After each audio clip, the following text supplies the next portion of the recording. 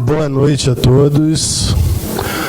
Vamos dar início à apresentação do psicanalista Ricardo Goldenberg, a quem eu desde já agradeço pela presença aqui. Ricardo é um velho conhecido e cada vez mais nos tornamos próximos. Ele é uma daquelas pessoas que a gente pode dizer assim, não é necessário apresentar, mas eu vou apresentar de qualquer forma. Bom, o Ricardo, como eu disse, é psicanalista e ele é membro da APOA, que tem a sua sede em Porto Alegre. É autor de diferentes livros, os quais alguns já foram mencionados aqui. Temos A Moral de Freud, Psicanálise Política. Temos uma coletânea muito original em língua portuguesa, de quem ele providenciou a discussão, que leva como título Goza. Qual é aquela editora? Agalma. Diferentes artigos, onde uma das poucas ocasiões em que se tem trabalhos mais extensos sobre o discurso do capitalista. Praticamente, se não me engano, a única referência em língua portuguesa que tem mais de um trabalho. Você sabe que eu faria uma atualização disso se alguma editora tivesse interesse, haveria que reatualizar a bibliografia. É uma proposta que eu queria fazer para o Dudu. Porque tem 20 anos esse livro. Então houve muita coisa de lá para cá e haveria que repensá-la a partir dos trabalhos dessa época. E ele acabou de lançar essa semana o último livro dele, que tem como título R$35 cada um. Do Amor Louco e Outros Amores. Um dos meus mestres que Ricardo conheceu, que é o Magno, ele sempre dizia que um psicanalista, quando ele mostra uma certa transmissão do seu saber, da sua experiência, há de se recuperar essa transmissão e essa experiência num outro campo que não é o da psicanálise. Coisa curiosa, né? Porque, em geral, nós esperamos recolher os efeitos de transmissão dentro da própria psicanálise. Bom, foi muito curioso porque há 2 semanas atrás eu experimentei exatamente isso em relação ao Ricardo, porque estávamos no encontro do Rio de Janeiro, do Corpo Freudiano, onde estava a candidata Marina Silva, a quem eu já tinha visto ter escrito num dos artigos, abrindo o artigo citando uma passagem do Psicanálise Política, e nesse congresso do Rio de Janeiro, logo assim que ela já começa a falar do livro do Ricardo, Psicanálise Política. Foi muito curioso, porque em seguida nós conversamos e ela veio me pedir para saber se poderia vir hoje aqui. E está tentando se desvencilhar de um compromisso em São Paulo para ver se consegue chegar. Então, Ricardo, como eu havia dito para ele, ele inaugura essa série de conferências que vão ter sempre anualmente e mensalmente sobre os temas que compõem o Vox, que são mulheres, política e psicose, e ninguém melhor do que o Ricardo para inaugurar essa série de conferências com a política e psicanálise. Bom, obrigado pelo convite. Acho muita responsabilidade abrir o espaço e, sobretudo, porque eu não tenho a menor intenção de fazer uma conferência. Eu vim para conversar com vocês. A política, portanto, apenas vou lançar algumas coordenadas para organizar a nossa conversa, é o que pretendo fazer. Não sei se vocês leram algum dos meus livros. O de Política e Psicanálise, assim chamado, é uma edição de uma coleção da Saar dedicada a poder falar em português e não em lacanês. agora estou francamente numa campanha de guerra contra o lacanês, assim, assumida como tal. Mas eu sempre tive uma ideia de que o famigerado estilo de Lacan era um tiro no pé do ponto de vista da transmissão. Eu nunca me fascinei pelo estilo de Lacan. Tá bom, é dele, paciência. Mas ele provocou o pior. O pior.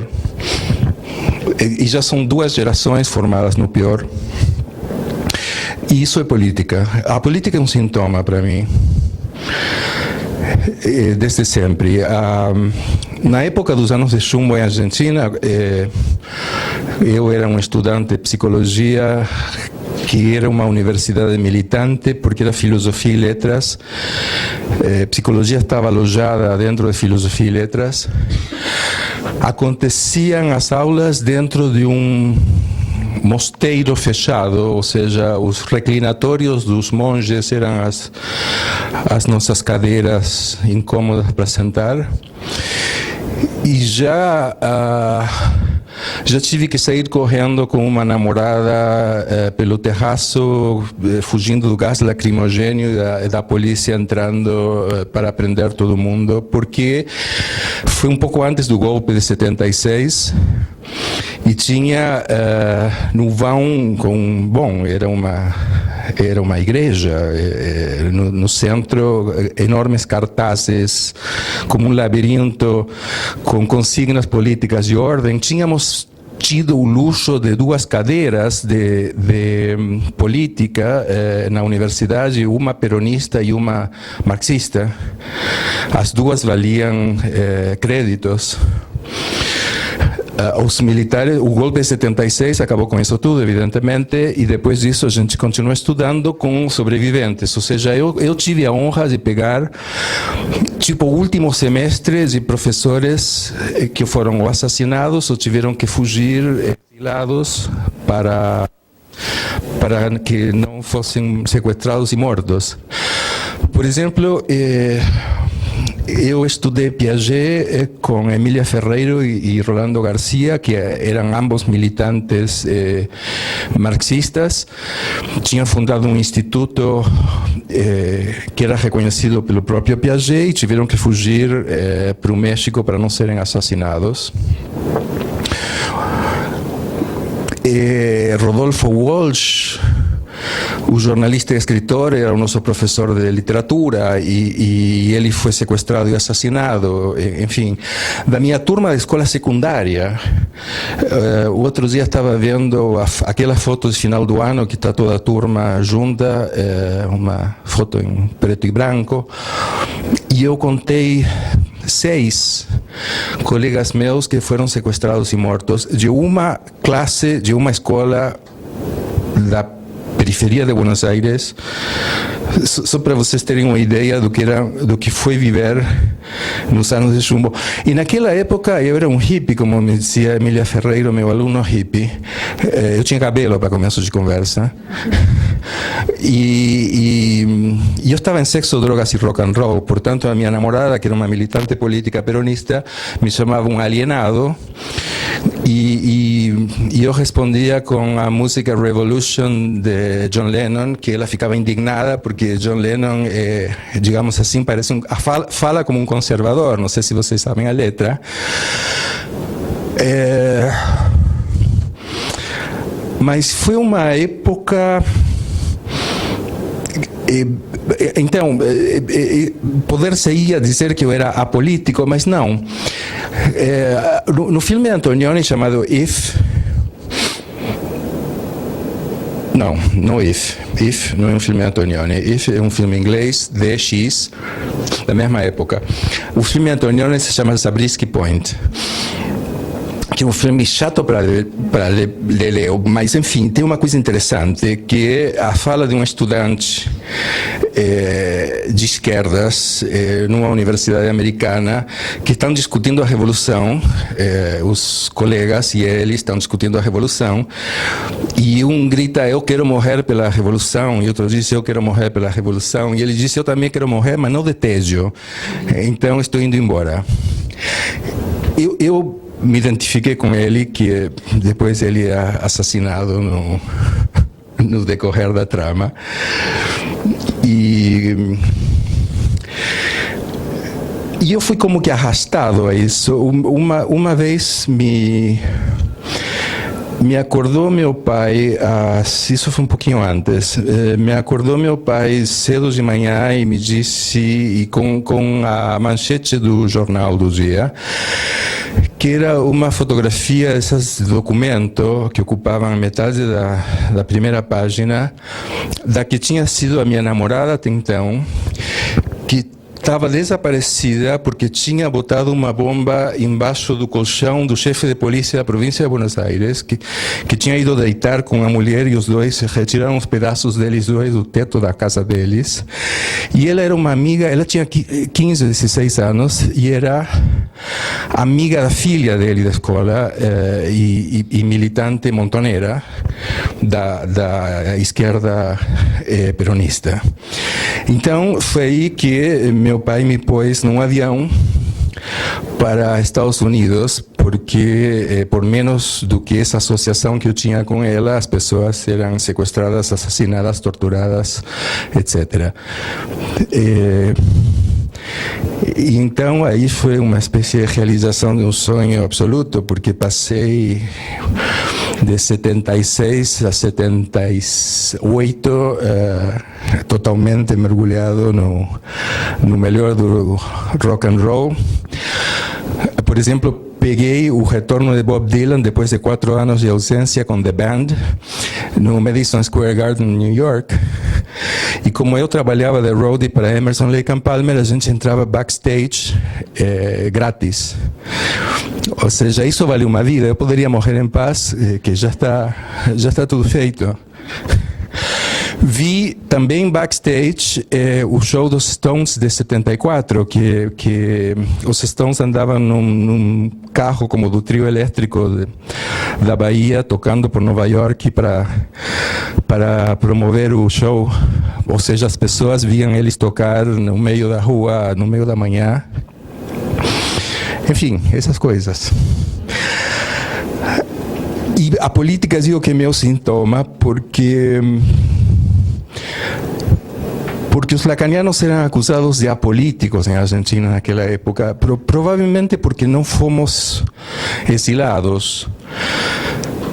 A esquerda psicanalítica era da sociedade, era uma cisão dentro da sociedade freudiana, que chegaram aqui, muitos deles, alguns fundaram sedes, por exemplo, e eles nos acusavam de alienados, de reacionários, de conservadores, etc., por lacanianos.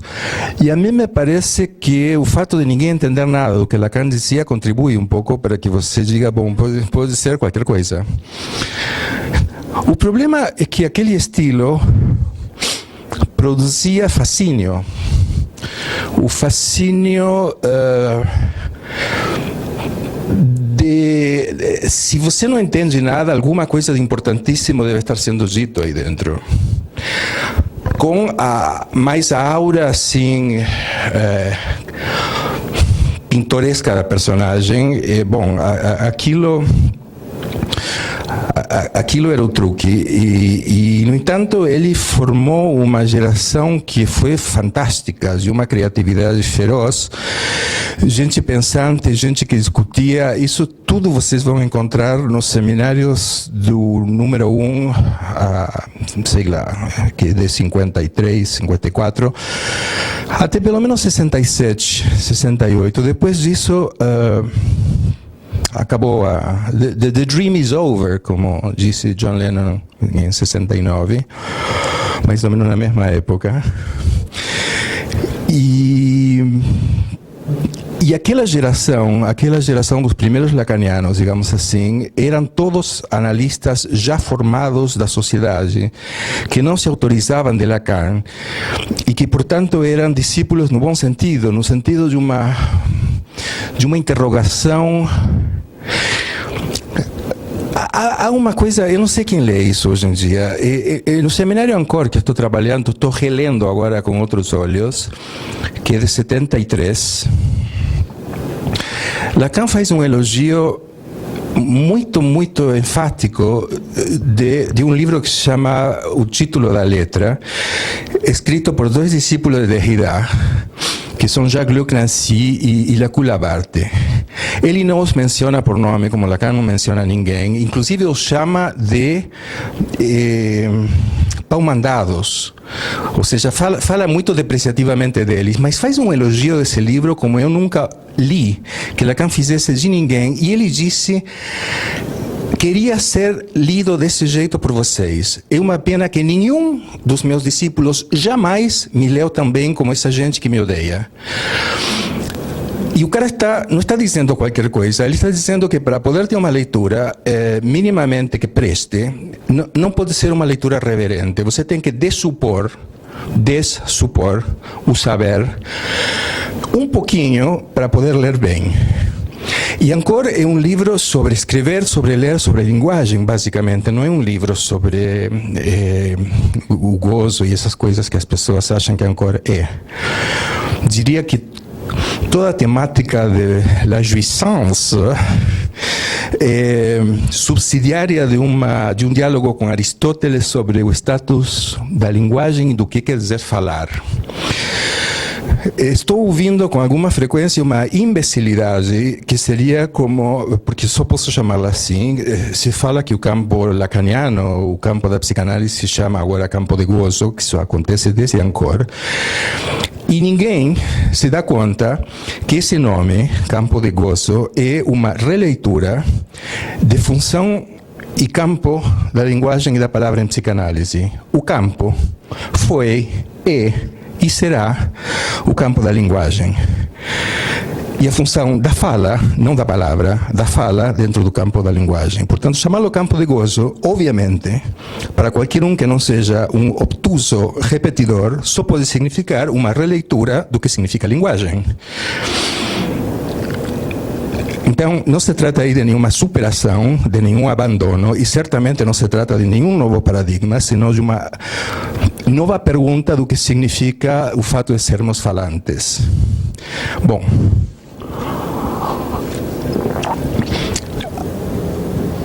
política, para mim, foi a pergunta: o que significa a responsabilidade de alguém se a hipótese do inconsciente for verdadeira?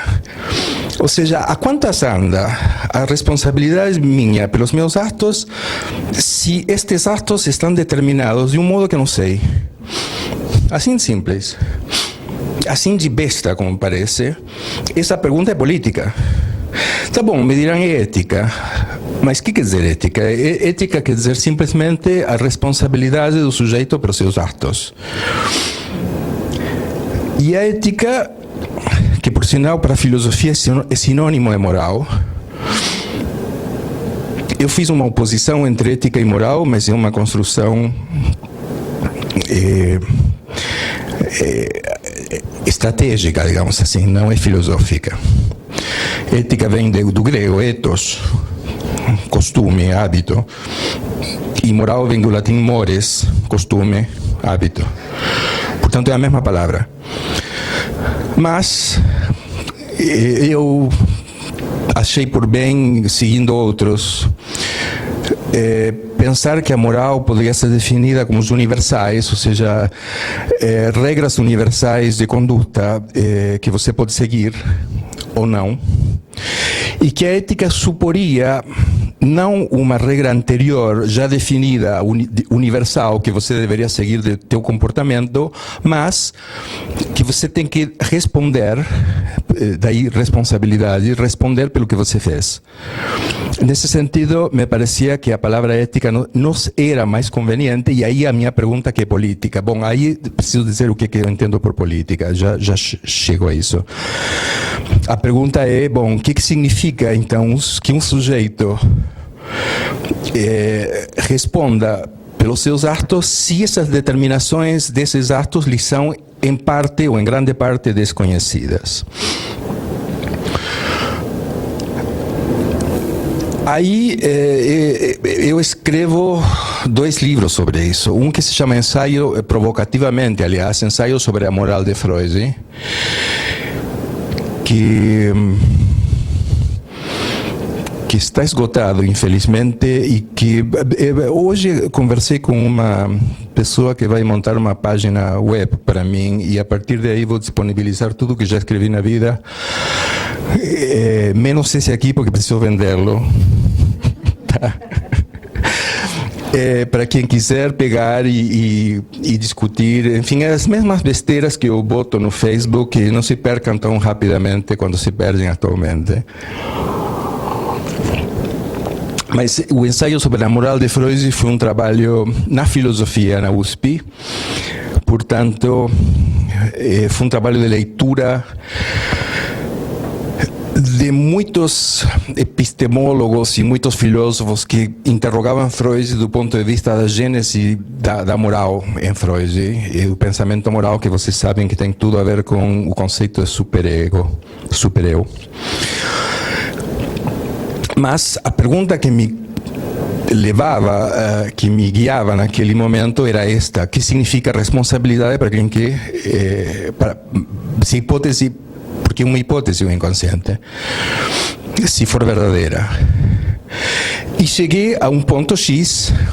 Osmir Gabi Júnior era meu orientador, e ele me mandou tirar um capítulo que eu tinha escrito e trabalhado sobre Kant com Sade, de Lacan, dos escritos, porque para ele era totalmente contestável aquela leitura lacaniana de Kant. E bom, eu tirei, mas isso não impediu que eu continuasse trabalhando. Enfim, Kant com Sade é um texto muito obscuro, e a mim me provoca um certo desejo, a mim me causa um certo desejo a dificuldade. Nesse sentido, eu não sou nada brasileiro. Ou seja, hoje eu me considero um psicanalista brasileiro nascido em Buenos Aires com sotaque. Mas os brasileiros, e digo isso assim, depreciativamente mesmo, em geral, não tem nenhum gosto pelo esforço. Os estudantes de todas as idades têm uma espécie de paixão pelo mínimo esforço. Apostilas, comentadores, é tudo o que procuram. Esse gosto para resolver um problema não existe. Se você tem um jogo e alguém te conta a solução, aqui todo mundo pega. Supondo-se que não é um barato chegar sozinhos a esta solução. Então, Lacan é péssimo para este modo de ser desta cultura, péssimo, porque Lacan chama, desafia e provoca a este gosto pelo esforço, já que ele fala em enigmas, ele pretende mimetizar o que eu acho bastante ridículo às vezes, mas enfim, não importa, é a opção que ele faz. Portanto, Lacan não sabia que estava dando um campo de trabalho para todos os explicadores, e aqui houve uma cooptação do lacanismo a partir de um programa que é político, e aí precisamos conversar sobre a diferença entre a política na psicanálise e a política da psicanálise e a política tout court, a política simplesmente. Então, aqui queria abaixar as minhas cartas sobre como eu defino a política, porque senão vamos ter um mal-entendido de base. A política é a arte de conduzir a cidade, de onde vem a palavra. Polis, cidade em grego, então a política é a técnica e a arte de conduzir a cidade, portanto a arte de governar. Ponto. Isso que a política é. Mas isso desdobra questões para qualquer instituição, para qualquer grupo associado.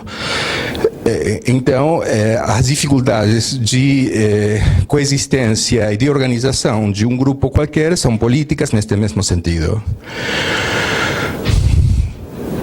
a minha postura em relação ao psicanalista, que enquanto psicanalista, ele de política, no sentido lato, não tem nada específico a dizer. Meu pequeno livro sobre política e psicanálise, de certo modo, diz isso, o da Azar. Que o que um psicanalista fala de política é um cidadão que fala de política. Agora, como ele é um psicanalista e já foi analisado, ou ainda está em análise, ele é afetado justamente pela experiência, sua divisão, pela experiência do inconsciente, sua e de seus pacientes. Então, tem uma outra postura em relação ao que significa condução política no sentido lato sensu. Ou seja, há uma... talvez um pouco menos de ingenuidade, ou então ele se interrogará, como eu me interrogo, sobre, bom, como é afetado pela sua própria divisão um dirigente político. E aí estamos encavalados num ponto delicadíssimo se há alguma intervenção pública dos analistas, enquanto analistas, que mude politicamente alguma coisa. Eu acho que não. Eu acho que as intervenções públicas dos analistas, quando se pretendem política, são uma catástrofe para a psicanálise, para a política e para eles próprios. Em todo caso, serviria para eles fazerem um certo cartaz de si mesmos, se forem bem-sucedidos. Eu quero dizer uma coisa muito simples. A candidata Dilma Rousseff faz um ato falho numa entrevista à televisão. Se atrever, como houve quem se atreveu, a interpretar o ato falho da candidata que está fazendo política e que, como é um sujeito de linguagem, faz ato falho, como qualquer um, se atrever a interpretar e fazê-lo publicamente, além de ser uma posição canalha,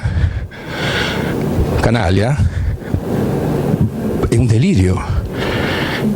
E é verdadeiramente estar, para dizê-lo finamente, cagando na psicanálise.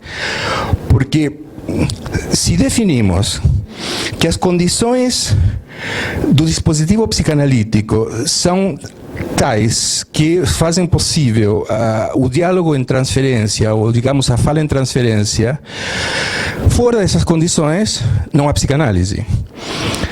Agora, isso não impede que um psicanalista possa pensar estratégias de como situar a enunciação numa determinada situação social. Mas isso é diferente. Porque aí, em todo caso, haveria que repensar o que entendemos por interpretar. Por exemplo, que uma coisa que eu analisei num outro livro que se segue, esse seria o passo seguinte depois da moral de Freud, a interrogação propriamente lacaniana sobre a responsabilidade do sujeito pelo seu inconsciente. Que para Aristóteles, o inconsciente seria, se existisse na época de Aristóteles, digamos, a ideia do inconsciente seria uma desculpa para o sujeito, assim como o capitão do barco não tem culpa se um furacão afunda seu barco e ele perde a carga, ele não é responsável pela tempestade que afunda seu barco. Muitos pensaram e pensam que o inconsciente made me do it, como diz o outro, me fez fazer. Ou seja, eu não seria responsável por ter assassinado a minha mulher, porque o meu inconsciente me fez fazer. Então, nesse sentido, teríamos um inocente, alguém que se coloca como uma espécie de vítima e, portanto, seria um inocente perpétuo, mas uma criança eterna, criança como o inocente. Esta postura é canalha. E é uma postura canalha induzida pela própria psicanálise. Ou seja, a psicanálise ensinou de que existe um inconsciente que determina as pessoas e alguém pode, um psicopata, por exemplo, um assassino serial, pode dizer, bom, eu não posso não matar, mas na verdade estou justificado porque na minha infância fui abusado pelo meu pai. Então meu inconsciente me faz matar. Por isso que eu acho muito interessante as 4 primeiras temporadas de Dexter, só as 4, nas quais ele era um perverso. Depois ele virou um neurótico obsessivo, porque os roteiristas não bancaram o próprio roteiro que eles tinham criado. Então transformaram a personagem num reles neurótico obsessivo horrível, que não vale nada. Portanto, da 4ª temporada até a última, vocês podem jogar no lixo todo o seriado. Mas as primeiras 4 são muito boas, porque o cara não se desculpa. Ele não consegue evitar o pulsional assassino nele, mas faz um esforço danado para se situar responsavelmente, ou seja, para responder por isso. Enfim, esse seriado até a 4ª temporada mereceria uma conferência à parte, porque ele consegue uma espécie de códigos de moral absolutamente vindos do pai dele, do pai adotivo, que ele segue desde o eu. Ele não crê, mas ele sabe que ele tem que se controlar para não ser preso e para poder viver em sociedade. Mas então ele finge que ama, fazendo o semblant, como dizem os lacanianos, fazendo todos os atos de amor. E para todos os efeitos ele é um amoroso, ou seja, ele é um cavalheiro que compra flores à sua dama. Que ele não sente nada é uma questão íntima, mas como aparência ele é um amante adequado. Então, ele faz essa aparência de todas as coisas de um cidadão perfeitamente adequado a seu meio, mas ele está fora disso aí, porque ele é um homem pulsional, e ele só existe, digamos assim, passionalmente, quando é tomado por aquilo que ele próprio chama seu passageiro obscuro, his dark passenger, e tem que sair a assassinar alguém, e não de qualquer maneira. Não se trata de chegar a dar um tiro, sequestra o cara, amarra ele numa mesa, cobre com plástico e depois esfaqueia o coração dele com umas lâminas. Enfim, é todo um ritual que o cara faz, mas é claramente uma forma de satisfação, uma fissura, como se diz. Ele está na mesma posição que um drogadito. Bom, então, meu livro No Círculo Cínico, ou Carol Lacan, Por que negar a psicanálise aos canalhas, interrogava a canalice como uma posição de sujeito, como um traidor. Um traidor, a gente diz fulano é um traidor, mas isso é um erro lógico, porque ninguém pode ser traidor por profissão, porque a traição é um ato. Como mentir. Eu não posso ser chamado de mentiroso a não ser como uma especialização de linguagem, porque mentir é um ato, ou seja, eu sou traidor enquanto traio numa situação concreta tal fé ou tal pessoa, e de profissão traidor isso não existe. Então o canalha é uma posição de sujeito ética, na qual alguém decide, por exemplo, se tornar ou agir como se ele não tivesse um inconsciente, o inconsciente fosse só dos outros, como se ele fosse um anjo que fala desde um lugar exterior e olha os outros agirem. Ele não é determinado por nada, ele é determinado por si próprio e pelo seu ego. Vocês podem reconhecer esta postura em muita gente. Esta postura é uma postura canalha, e os atos canalhas pressupõem este laço, digamos assim, que a metalinguagem existe porque o canalha, ele se coloca na posição de uma metalinguagem, ele está por fora, como se fosse o olhar do anjo, desde o céu ele olha para baixo e a partir daí vê os mortais com as suas paixões que ele não compartilha. Nesse sentido, o perverso não é necessariamente um canalha. Dexter não é nenhum canalha. Dexter tem um pathos, tem um sofrimento que faz dele absolutamente, ele é um perverso, mas certamente não é um canalha, a personagem, digo. O cinismo me parecia um laço de discurso. Eu acreditei que podia conceitualizar de um modo menos abstrato que Lacan chamava discurso capitalista, que a prática que esse discurso induzia era o que eu chamava de um laço cínico, E por alguma razão esse livro está outra vez em circulação, apesar de estar esgotado.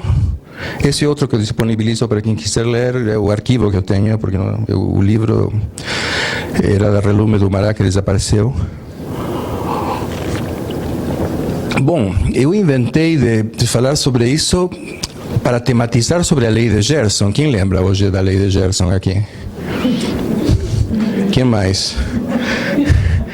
Quem não sabe o que é a lei de Gerson? Claro, são as gerações mais jovens. Tinha uma publicidade de uma personagem famosa, chamada Gerson justamente, jogador de futebol, que o lema, a consigna era: você gosta de levar vantagem em tudo, né? E aí ele apresentava um tal produto para os espertos, que nem eu, que gostamos de levar vantagem em tudo. Isso foi chamado, na época, durante muitos anos, alguma geração, a minha, por exemplo, lembra disso, a lei de Gerson. A lei de Gerson era, somos todos espertos, levamos todos vantagem em tudo. A minha pergunta ingênua, que deu origem a esse livro, dos cínicos, no Círculo Cínico, foi: se somos todos espertos, cadê os otários? Ou seja, o que significa uma sociedade de caciques se não tem índios? Então, levando a sério até as últimas consequências a lei de Gerson como uma lei, chegamos à conclusão, se a gente faz análise da lei de Gerson assim, se levamos a sério, logicamente, a lei de Gerson, quanto mais espertos acreditamos que somos, mais otários somos de fato. Ou seja, aqueles que acreditam ser espertos o tempo todo são os piores otários. Porque, justamente, a lógica diz que o todo se constitui de uma exceção. Bom, então, o que significa todos espertos? Significa que o único que não seria esperto seria o único esperto verdadeiro dessa história, porque quem permite fazer essa falsa classe de todos os espertalhões? São Paulo tem a cidade de São Paulo tem esse problema na sua bandeira. O brasão de São Paulo tem uma frase em latim. Sim, alto, qual é? Non ducor duco, que quer dizer o quê? Aham.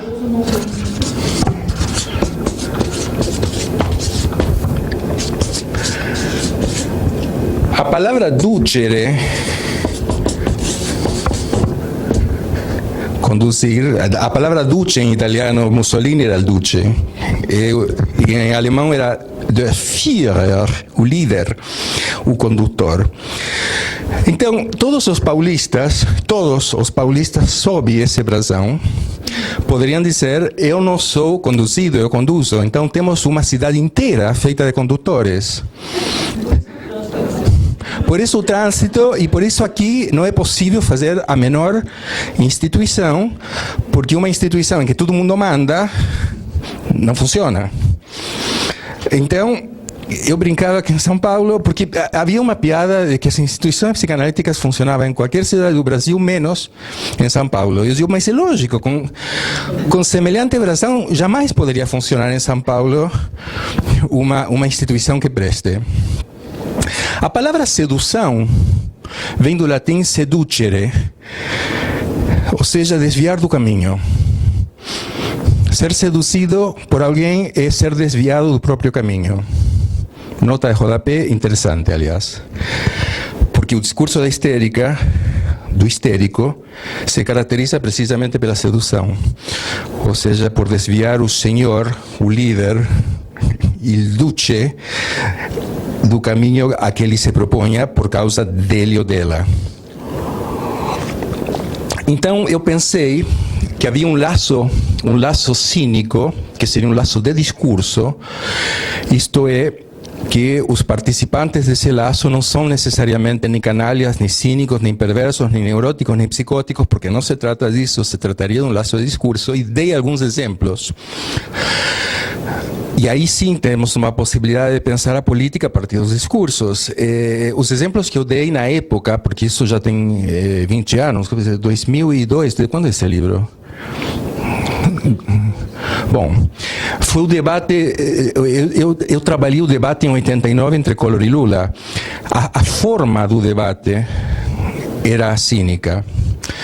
Esse debate está gravado para quem quiser ver na televisão, mas tem coisas muito mais novas dessa forma.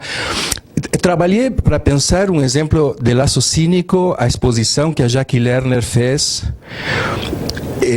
numa galeria de São Paulo, que se chamava Prova do Delito, em que ela levou uma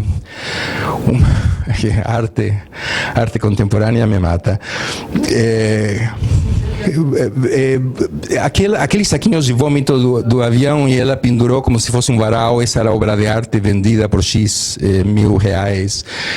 Ou então os talherzinhos de plástico numa caixa de madeira, e se chamava A Prova do Delito. Então Afanásio Jazagi, deputado conservador e fascistoide, aproveitou para fazer política, no sentido que eu disse antes, política para si próprio, e denunciou o artista em nome, obviamente, do bem que ele defendia, porque era um homem do Congresso, digamos assim, um homem da República, um homem defensor da coisa pública. Então ele acusa a artista de roubar, de ser uma ladra. E a artista, em vez de mandar ele tomar no cu com respeito aos presentes, começa a se defender. E quando começa a se defender, perdeu. Entrou no discurso, no laço discursivo que o deputado, para autopromover, se propôs, e perdeu. A partir daí, ela tentava justificar o injustificável, porque ele não tinha nada para justificar, já que se tratava de uma intervenção de arte. Mas ela começa a se explicar com imbecilidades do tipo: não, as aeromoças me deram. E o cara respondeu, na lógica que ele próprio tinha instituído: as aeromoças não podiam te dar nada porque isso é propriedade da companhia. Portanto, me diga qual é o nome dessas aeromoças, porque vou denunciar elas também. Obviamente que isso não deu em nada, a não ser publicidade para ele e para ela por tabela. Mas ela estava seriamente angustiada, porque eu fui conversar com ela naquela época, eu estava escrevendo esse livro.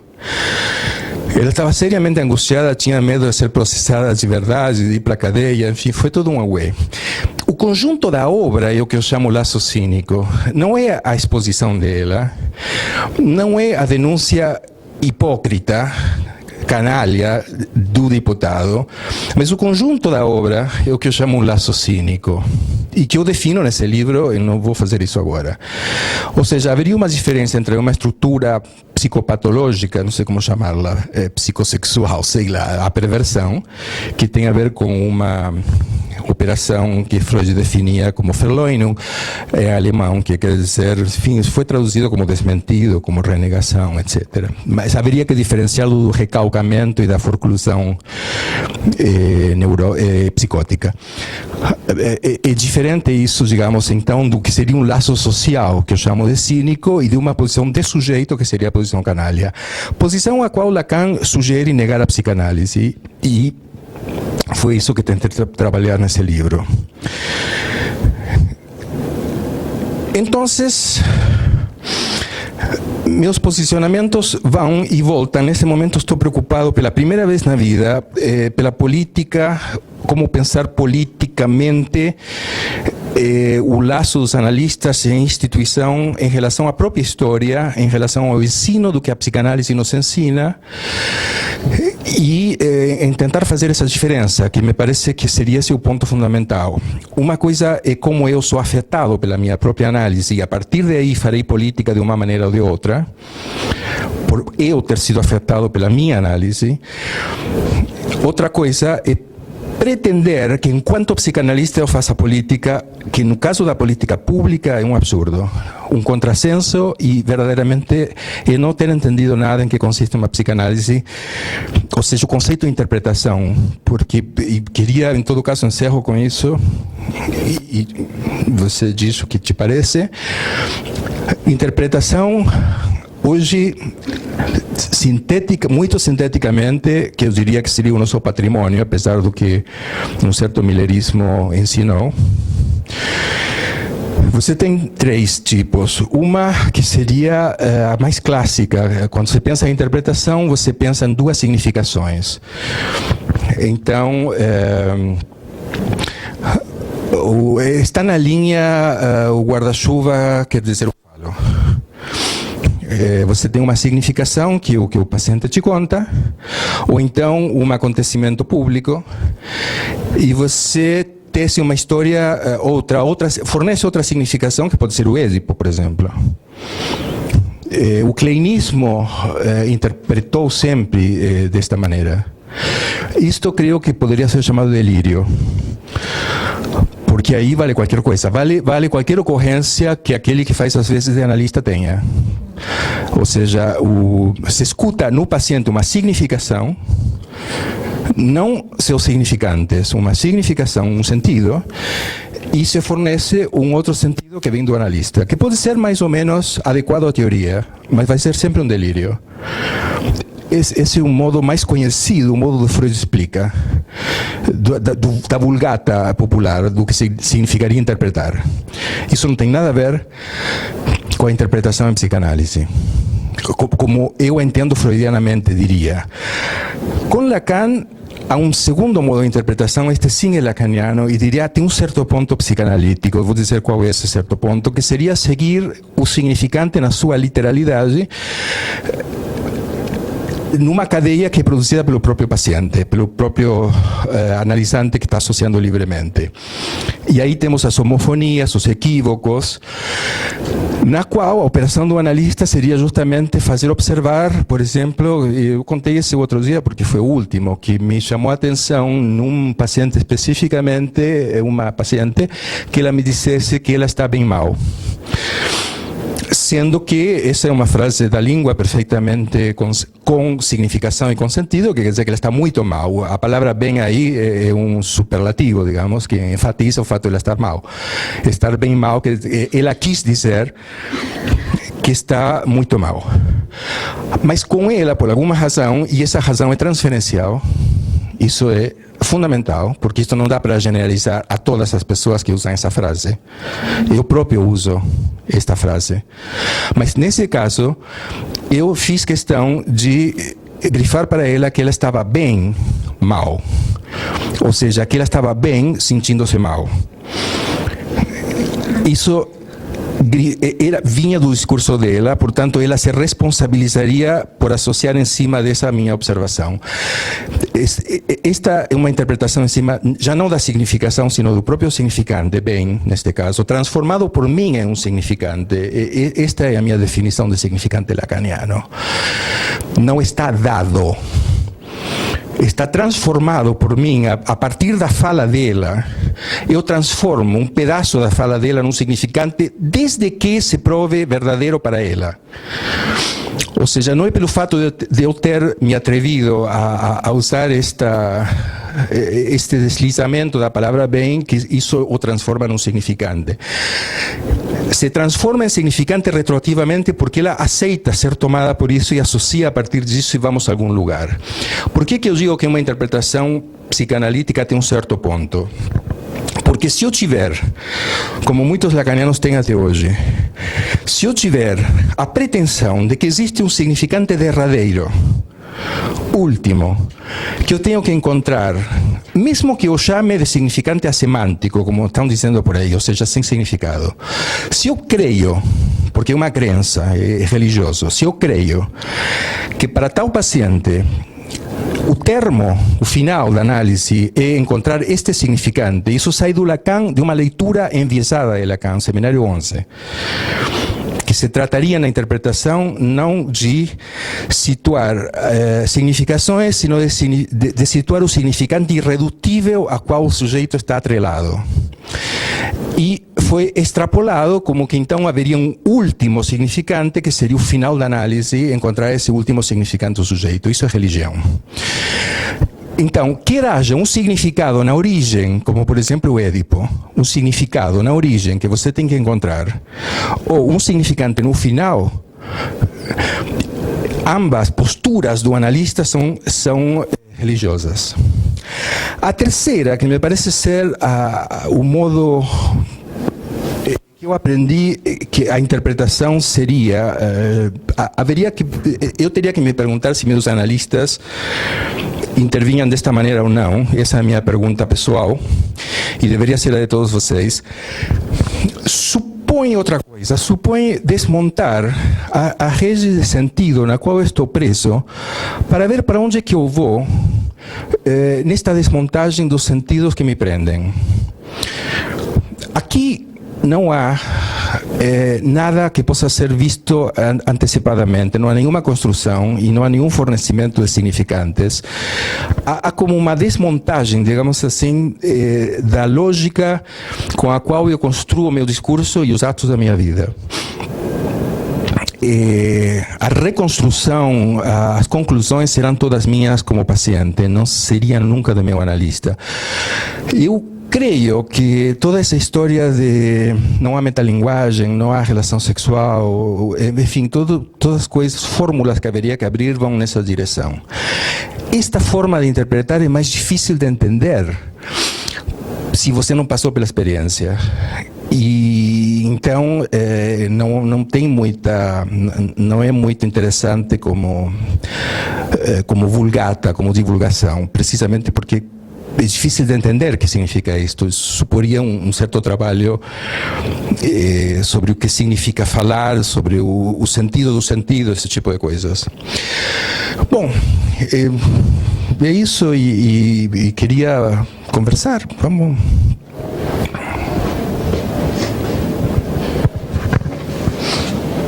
Compartilhar o microfone. Quer café, cara? Eu tenho adoçante aqui. Tá bem.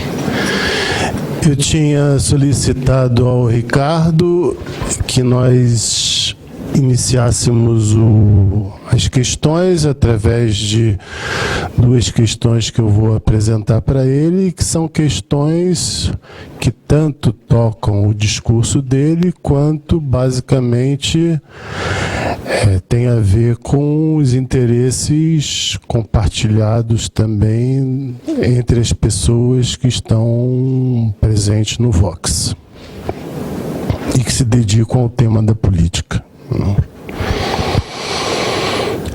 Eu acho que você fez uma diferenciação da política no sentido mais extenso, a política da psicanálise e a política na psicanálise, né? Então eu vou partir de uma questão bem elementar que, por sua vez, foi objeto de uma passagem que eu considero uma passagem bem importante que tem no seu livro, que é quando você lembra o Lacan no Seminário 2, ele equivale o psicanalista com o político. E ele fala que o psicanalista é o bom político. E ele é o bom político por quê? Porque ele interpreta no momento certo. Então vamos partir disso. Essa equivalência do psicanalista com o político que toca bem também no discurso que você sustentou hoje. Se a gente considerar isso, a gente tem a interpretação muito mais como um ato, quer dizer, como alguma coisa que surge inteiramente fora do registro do saber. Quer dizer, cabe, por exemplo, em relação ao exemplo que você trouxe, você poder escutar esse bem e mal. Você poderia ter passado, mas naquele momento você escuta. Então, acontece alguma coisa em função de um não saber e que você, por sua vez, vai produzir um efeito na medida em que quem está junto a você reconhece que aquilo merece ser desdobrado, porque tem sempre a possibilidade de que aquele que escuta passar meio que batido pelo que foi dito pelo analista, né? Dependendo do tipo da transferência, né? Mas vamos partir desse bom momento do Lacan, da equivalência do psicanalista com o político, e vamos considerar assim que a gente tem aí uma questão bastante difícil no sentido da formação do psicanalista. Porque se o psicanalista é o bom político no sentido de que ele precisa intervir sem um saber pré-constituído, haveria de ter que ser cultivado um determinado tipo de arte na formação do analista em que ele pudesse, ao mesmo tempo, fazer referência ao saber e dispensar essa transferência para que ele possa se colocar assim à deriva, né, daquilo que vem até ele. E o que a gente assiste hoje, como você bem disse também, é um cultivo de tal maneira acentuado de saber que os analistas praticamente só se autorizam na medida em que sabem não só discernir o sentido daquilo que Lacan diz, quanto também repetir o momento em que isso foi anunciado. Então, nesse sentido, a gente não tem política na forma de equivalência do psicanalista com o político, né? A gente tem muito mais alguma coisa que hoje em dia é falado assim como um gerenciamento, uma administração, uma distribuição, é uma ocupação de função através daquilo que já se conhece. Então, a gente, de certa maneira, nesse sentido, a formação analítica leva o psicanalista lacaniano para uma condição standard. Por que eu te trago esse comentário? Porque se a gente quiser dignificar a questão da política pela psicanálise, nós teríamos que inventar alguma coisa no sentido da formação do psicanalista que possa fazer valer isso, né? Que aproxima o sentido do que eu acredito que está em jogo nesse enunciado do Lacan no Seminário 2. A outra questão foi uma que nós compartilhamos lá no Rio de Janeiro, em que um dos nossos colegas, acredito até que você o conheça, o Paulo Lolo, que está junto com o Didier Vaio, ele falava que uma das dificuldades do sentido da política pela psicanálise, um dos desafios, é porque a política trabalha sempre no representacional. Pelo menos é aquilo que se pretende numa democracia. E o significante não tem essa condição de representar o sujeito por inteiro. Então, se a gente quiser encarar a questão política pela psicanálise, nós teríamos que responder também de que forma se dá um tratamento àquilo que é irrepresentável. E a questão que eu coloquei para ele nessa ocasião foi que me parecia que quando das manifestações de junho do ano passado, alguma coisa desse nível vinha, por quê? No primeiro momento, o que a voz das ruas trazia? Não queremos ser representados por ninguém, principalmente por políticos. As pessoas queriam ter direito a expressar as suas diferentes causas. Eu estive aqui na Paulista e você tinha as múltiplas manifestações. Múltiplas manifestações essas que não encontravam espaço nos partidos políticos para poder dar uma sustentação àquilo que elas levavam para as ruas. Então, de certa maneira, naquele momento se abre uma questão que foi considerada como crise dos políticos, por não estarem à altura de representar a população nos seus diferentes interesses, mas que para nós tem uma questão muito decisiva, que é como dar conta da política, se a política no sentido público, ela provoca necessariamente, no seu sentido mais elevado pela democracia, essa condição do representacional. Quer dizer, o que isso pode nos trazer de questão e o que nós podemos levar como questão para a política por via daquilo que não é o representacional. Ok, começo pelo final. Uma das coisas que eu trabalhei nesse livro no Círculo Cínico foi o slogan do PT, sem medo de ser feliz, que me parecia um slogan absolutamente um tiro no pé, porque era desconhecer que as pessoas se defendem da dita felicidade, sobretudo quando é ordenada, como da peste. Ou seja, que um slogan como sem medo de ser feliz era a voz do superego dizendo para cada um dos eleitores possíveis de Lula goza, e que, portanto, como slogan, é o melhor slogan para ele não ter nenhum voto. se ele foi votado, foi apesar desse slogan, certamente não por causa dele. Eu brincava que se eu tivesse feito parte do grupo de marqueteiros que bolou aquela coisa, eu teria sido muito contra esse slogan. Agora,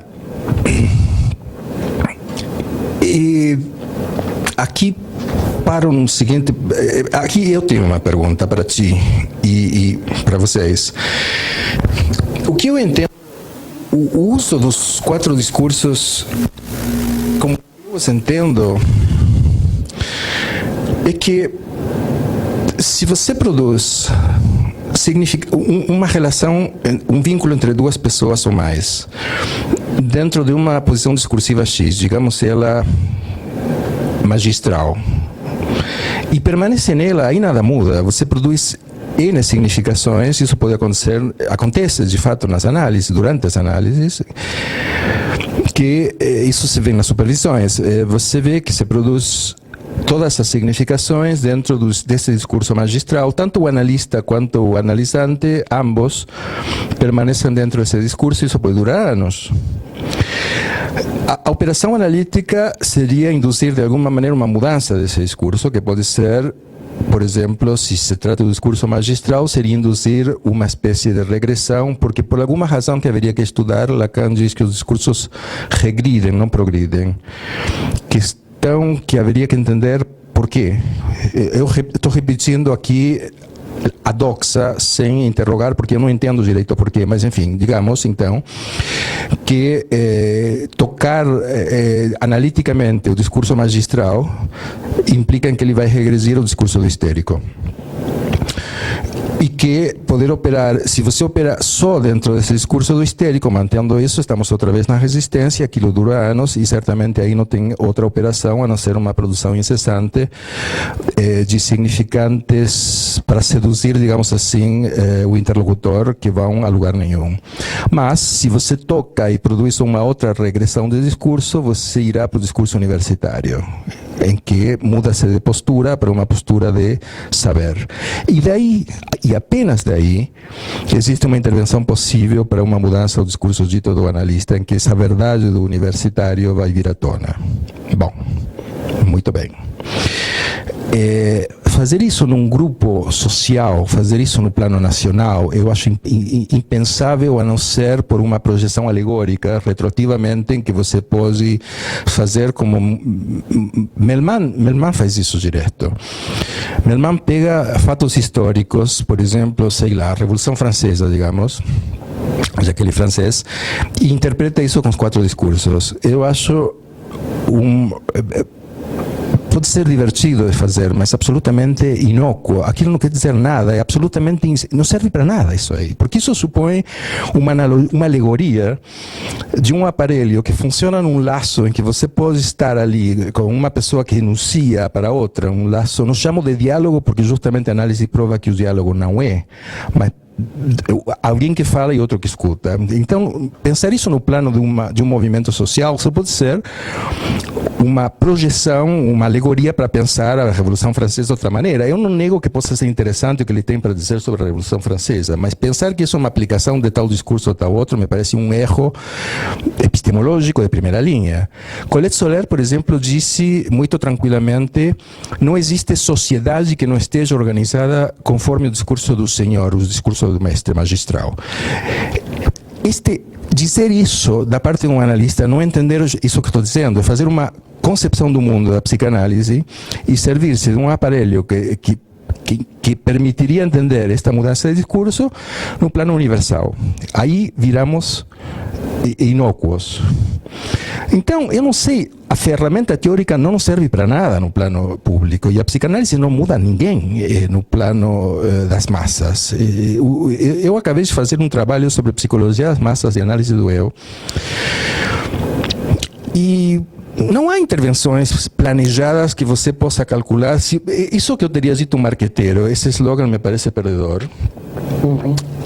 Seria bom, porque estou especulando como um publicista num discurso histérico. A publicidade funciona, se eu tenho que análogamente, dizer como funciona a publicidade é com a sedução, ou seja, com o discurso histérico.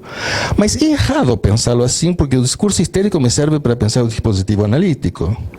Então, eu estaria apostando em ser um pouco melhor histérico, digamos assim, sugerindo para o publicitário, me parece que este slogan vai tocar significações que não são muito interessantes para o candidato. Isso é fazer política? Talvez, não sei, mas certamente não é enquanto psicanalista que as faço.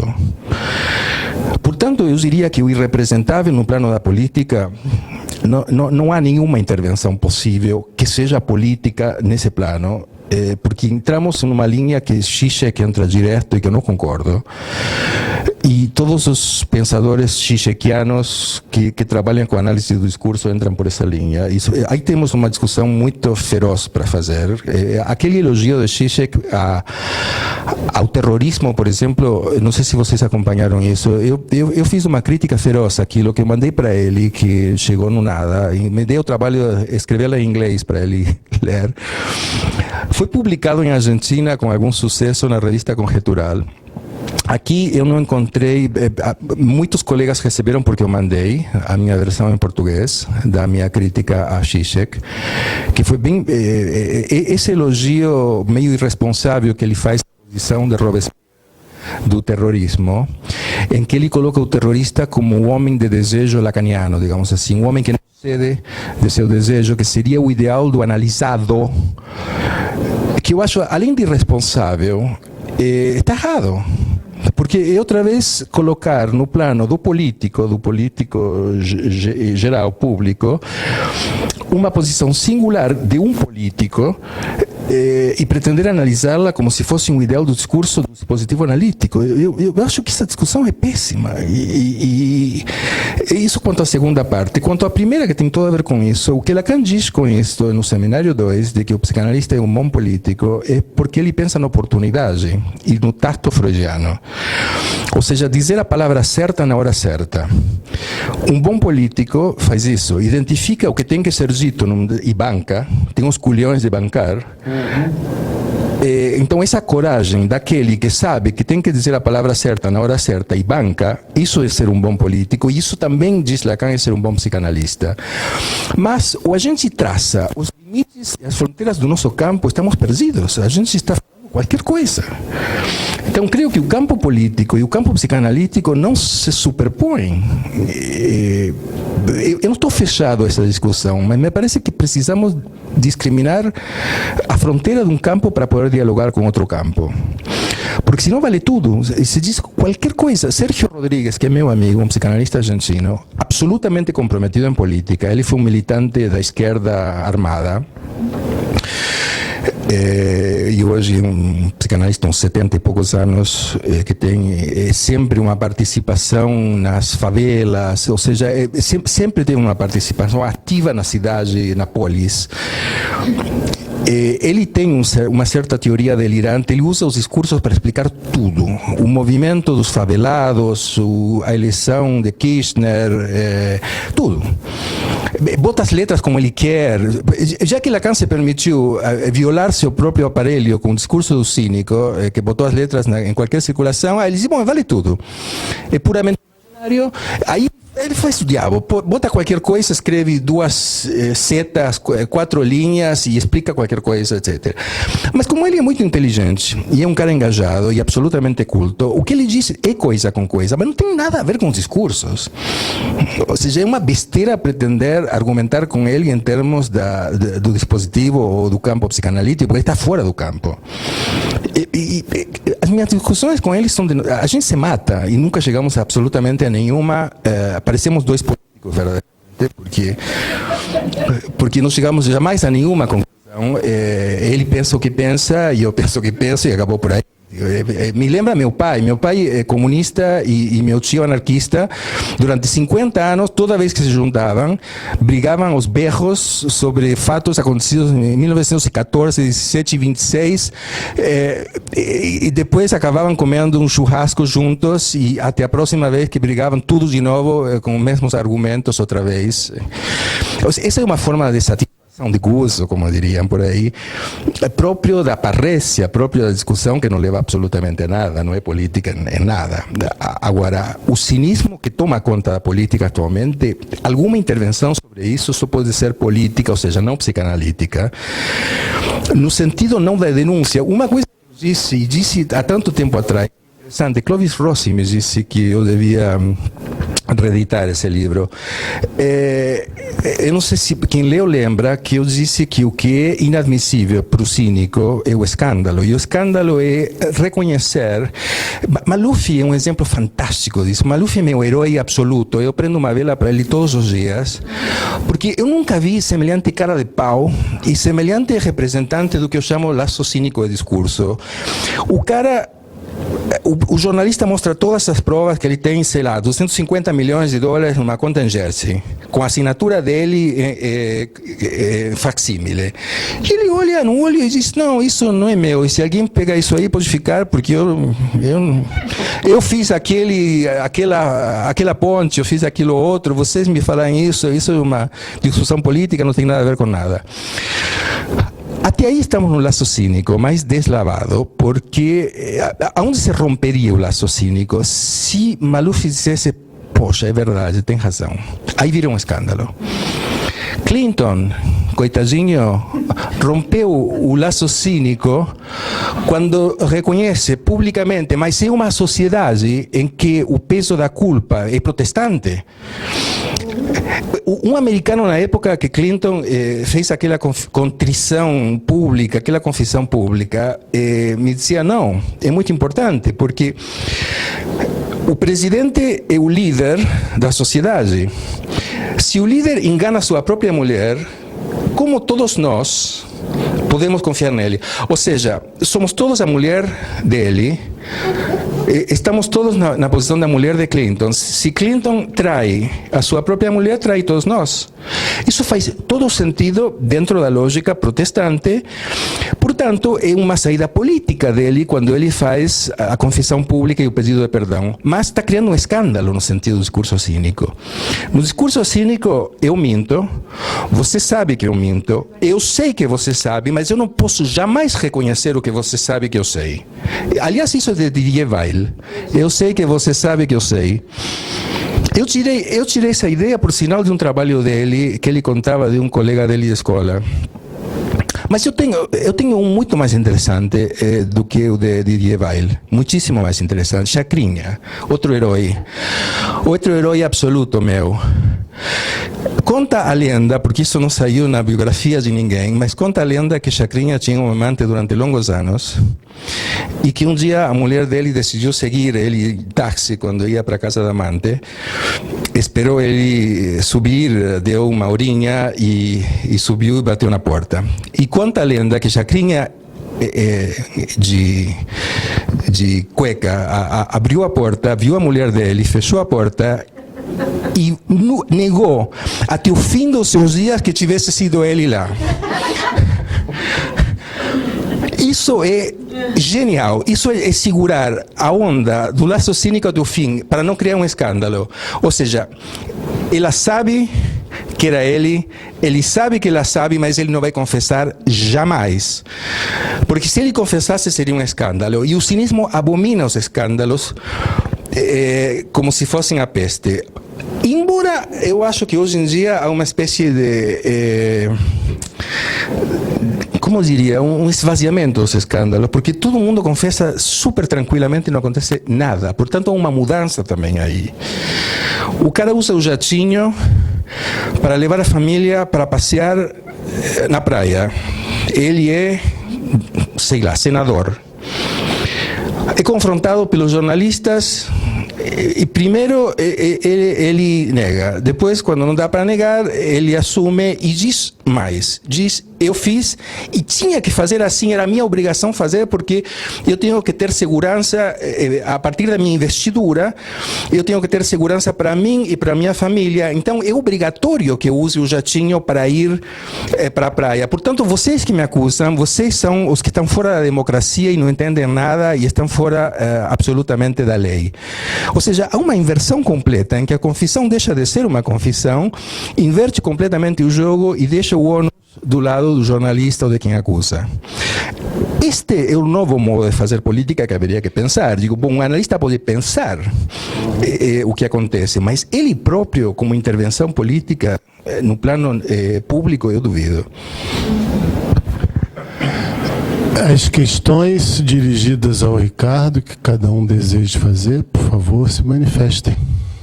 Eu não sei se eu... No microfone, por favor, que a gente está gravando tudo. Não sei se eu... Tá ligado. Tá ligado? Se eu estaria sendo muito simplista, mas eu estaria pensando nessa relação clínica e política, né, como dois campos que se distinguem, mas não se separam. Né? Na medida em que, como você mesmo afirmou, né, se eu acreditar que existe um significante último, né, irredutível, como você falou, pelo qual o sujeito está atrelado a isso é religião, né? Se eu acredito nisso, e se eu trabalho com essa concepção de interpretação, eu estou produzindo um efeito sujeito, assujeitado, um efeito de assujeitamento, e isso é político, eu penso. Então, era isso que eu queria. Caindo lá atrás, vamos recolher as perguntas? Vamos recolher as perguntas e depois o Ricardo vai respondendo. Boa noite, muito obrigada, Ricardo, por a possibilidade de poder falar destes temas. Eu fiquei pensando muito quando você falou ao princípio o problema da ética e da moral, de pensar como é possível que o sujeito está assujeitado a um inconsciente. Y yo también me preguntaba, ¿no será que el problema que tenemos en psicoanálisis, que lo que esquecemos es el otro? Porque, por ejemplo, ¿cuántos casos vemos de fin de análisis que la pregunta que uno se fa y se dice, hola, esta persona tiene fin de análisis o tiene una posición cínica? Porque no modificó nada la relación a otro, ¿no? Entonces yo me preguntaba, hay una conferencia de Lacan que se llama Inmicción de Otredad, que ninguém fala, no se comenta, y Lacan es radical. Lacan fala, hola, no existe sujeto sin otro. Entonces, cuando pensamos en ese sujeto ético que en relación a su inconsciente, y empecemos toda la dimensión de cómo ese sujeto se relaciona u otro, no estamos aplicando la radicalidad de la idea de Lacan. Dice, oye, hay un sujeto y una posición ética, no es el con sí mismo y su inconsciente, ¿qué hace ese sujeto con otro? Digo yo, esa misma idea no tiene que ver con los 4 discursos, es decir, ¿qué está proponiendo Lacan? Para mí, me parece que es claro. Él fala, cada vez que vos se fala con otro, no con vos mismo, con su sueño, con su consciente, cada vez que vos se separa y pone a otra persona enfrente y fala, vos asume una posición política. Y Lacan fala, hola, no es cualquiera. Y propone 4. Con los 4 letras dice, hola, vos se coloca al otro como un objeto, vos se coloca al otro como un sujeto agarrado, es con la posibilidad de escuchar ese otro, vos se coloca al otro como si fuera un saber absoluto, es decir, es bien claro. Entonces, lo que yo vaya, ¿por qué los psicoanalistas no prestamos atención a eso? Que cada vez que un psicoanalista fala, hace la misma cosa. Coloca a un otro en ciertas posiciones políticas, éticas. Por otro lado, estaba pensando, siguiendo con este razonamiento, ¿no? Tenemos un sujeto en inmixción con otro, tenemos a un analista, cada vez que cualquiera fala, cualquiera, no el analista, cualquiera asume una posición política. ¿Qué hacemos con eso como psicoanalistas en una situación de institución psicoanalítica? Es decir, tenemos en cuenta eso, que cada vez que falamos a otro, porque yo me pregunto, Lacan en el seminario, él fala, está escrito, ¿qué posición asumía él en la transmisión de psicoanálisis? Y él fala, la posición es la de sujeito, la gente no gusta de eso, pero es la de sujeito barrado. Es decir, la gente dice, no, Lacan se coloca como el que sabe. No, se coloca en la posición de sujeto barrado, solo que es difícil asumir eso, que Lacan falaba, que para poder falar de psicoanálisis, transmitir el psicoanálisis, la posición es la de discurso histérico. La gente no gusta, pero eso es lo que dice Lacan. Y no lo dice ese discurso histérico de la posición histérica, de seducción, no dice, lo dice con forma teórica. Você, para falar y transmitir el psicoanálisis, se tem que ubicar como un sujeto barrado. Isso. Mas quem gostaria de perguntar? Daniele.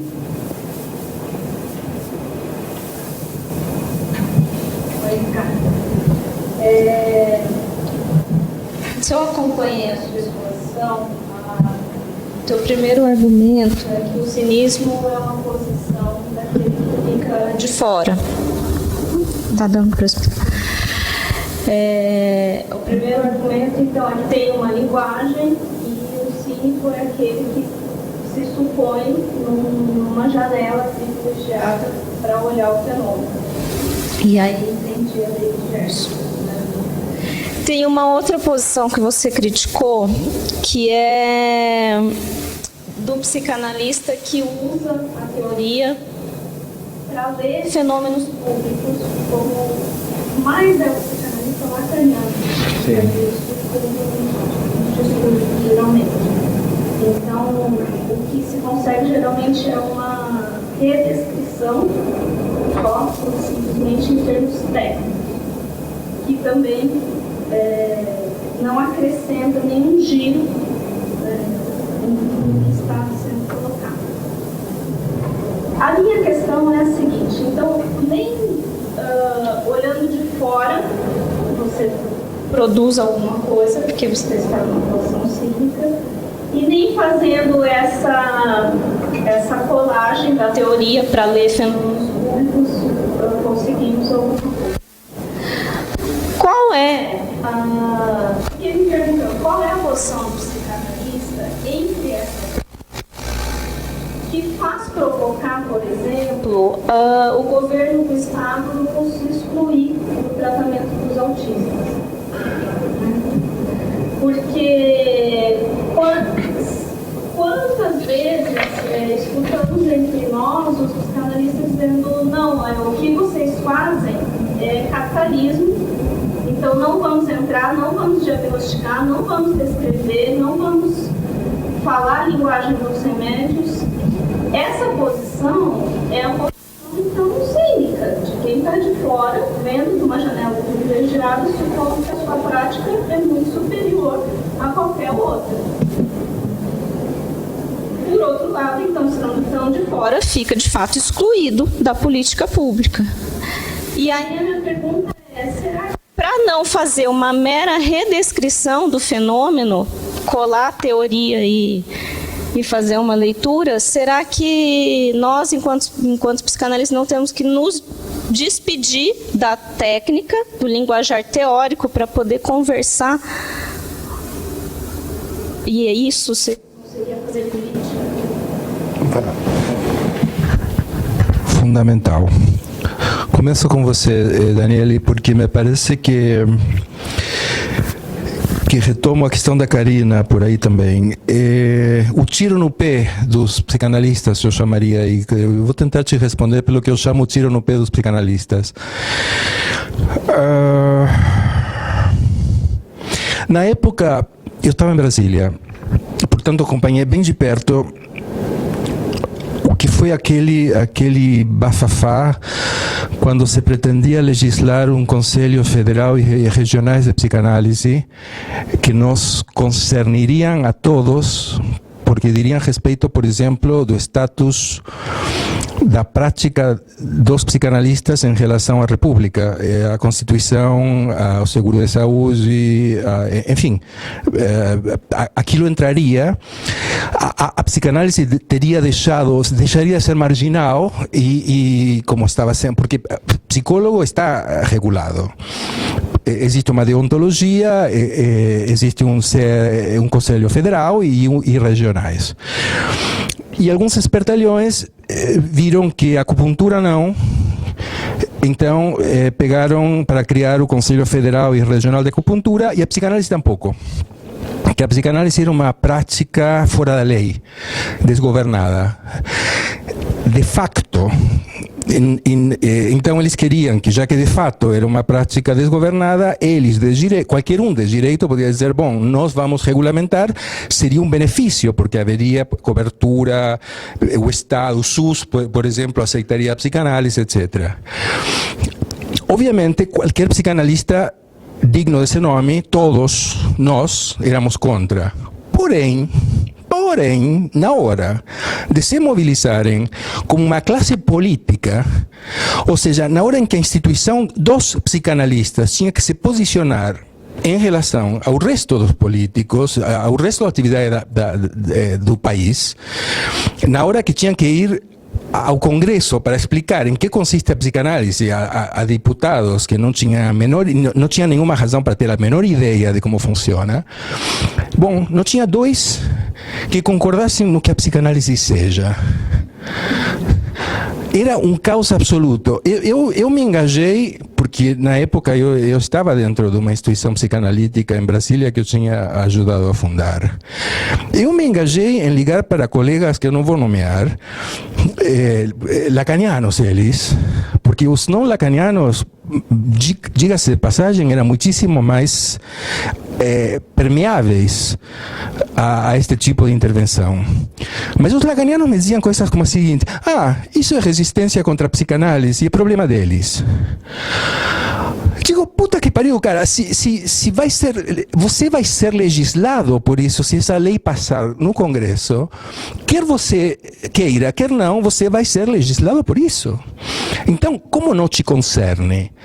A boa e velha resistência à psicanálise. Exatamente, Freud fazia política quando chamou Jung ou Jones, os Goi, para que a ciência que ele estava inventando não fosse cooptada como uma ciência judaica.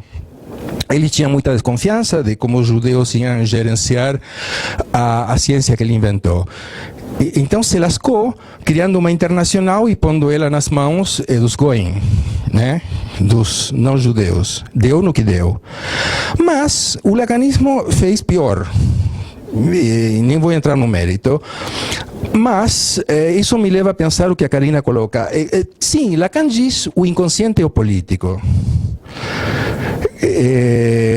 Disso social e o inconsciente, que são intervenções para repensar o político desde a psicanálise. Mas Lacan também diz, do começo ao fim da sua vida, de que ele se dirigia a psicanalistas.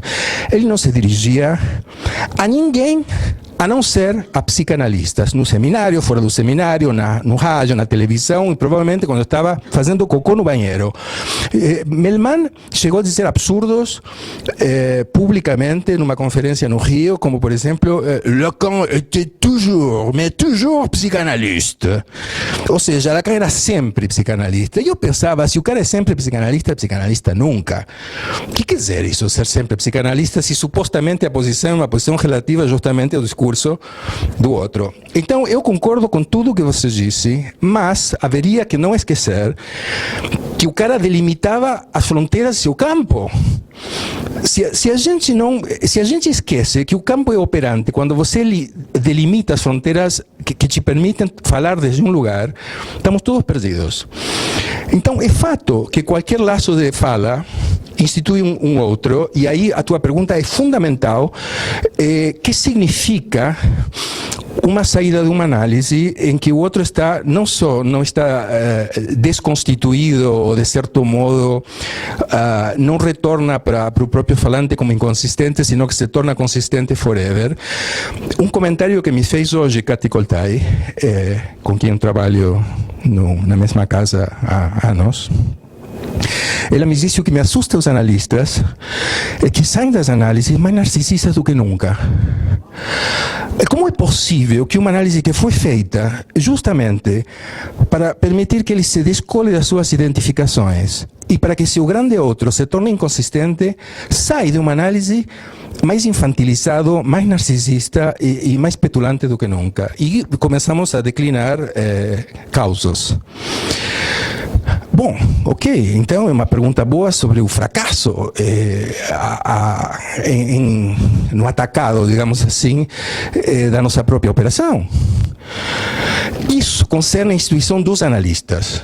isso também é político, mas é a política interna à instituição de analista. Política, por exemplo, desse dispositivo inventado a partir de uma questão de 64, que foi inventado em 67 para ter vou dizer isso um pouco melhor.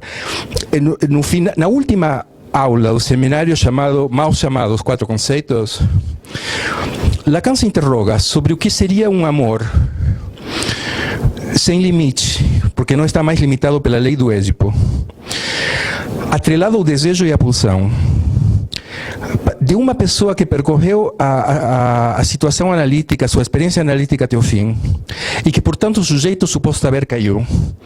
Então, ele já não institui nenhum Deus, que é o que você diz, bom, já não tem nenhum outro a quem se encomendar, que, aliás, me parece o único ateísmo possível para ser pensado como efeito da psicanálise, não interessa se ele pratica o rito ou não.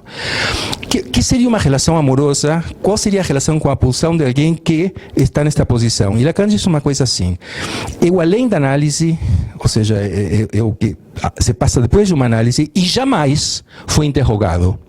Isso em 64. Em 67, ele inventa um dispositivo para tentar interrogar isso, que foi o famigerado passe, que é uma porcaria que não funciona, não funcionará jamais e que continua insistindo porque foi o dispositivo inventado por Lacan. E ninguém se atreveu até hoje a pensar alguma outra alternativa, de poder dizer a sua própria experiência com a divisão subjetiva, o que você quiser. Isso nos concerne, sim, como instituição de analistas. Isso também é político, no sentido de que daí vai sair o tipo de ensino que a gente faz e as relações com as outras instituições da sociedade. Agora, se você aplica o que você disse, que é perfeitamente consistente para dentro do campo psicanalítico, afora, esquecendo isso, e você fala essas coisas numa discussão com filósofos, ou com cientistas, ou com políticos de profissão, isso se transforma em um delírio. Numa petição de princípio que você diz, eu falo, me autorizo, digamos, na palavra de meu mestre. E isso é religioso.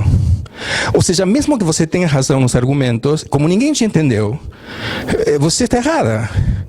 Que, por sinal, é isso que me espanta nos colegas. Eles sabem que a verdade não é absoluta, se não é relativa a um discurso. E, no entanto, muito tranquilamente pretende dizer ao outro a sua verdade, sabendo que não está num laço discursivo em que aquilo seria verdadeiro. Ou seja, aquilo vai ser falso, mesmo que seja verdadeiro. Se você neste momento se eu neste momento faço um ato falho e você me diz o que quer que seja sobre a minha verdade inconsciente, bom, você estabelece comigo uma posição canalha e o que você me dirá vai ser por definição falso, mesmo que seja verdadeiro. Ou seja, que conceito de verdade é esse? Então, os que deveríamos saber que a verdade é relativa a um discurso e, portanto, não tem valor absoluto, praticamos o contrário disso todos os dias, nas intervenções na televisão, no rádio. Quando Lacan falou na televisão, ele continuava se dirigindo ao pessoal do seminário. Ele disse isso com todas as letras, não estava fazendo outro discurso destinado a patuleia ou a não sei quem fora do seu seminário. Brincava, inclusive, com o fato de estar falando para o ar, para as ondas do ar, etc. Aproveitou aquilo para pensar de outra maneira sobre o objeto A, etc. E no rádio a mesma coisa. Bom, nós esquecemos isso o tempo inteiro. Nós, os analistas, digo, toda vez que a gente fala fora do nosso campo, a gente esquece isso. Claro, justamente ese es el punto que sostienen los dos. Todos diciendo, el psicoanálisis localizar textualmente esto varias veces en la Cámara de Justicia. Entonces, ¿cómo es posible que justo interpretamos mal un punto que los dos coinciden?